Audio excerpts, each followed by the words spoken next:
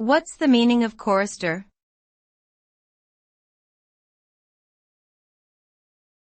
Chorister.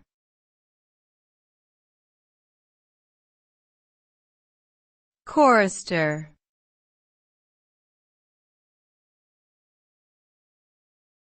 Chorister.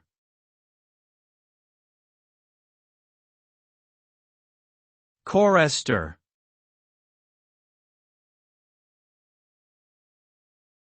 A chorister is a member of a choir who sings in unison with others.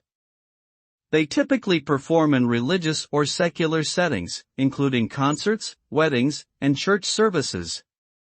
Choristers may be trained singers or amateur vocalists, and they must learn to read sheet music and follow a conductor's direction. The role of the chorister is crucial to the success of the choir as a whole, as they provide the foundation of the harmonies and melodies that make up the choir's sound. Without choristers, choirs would not be able to create the rich, layered music that audiences love to hear.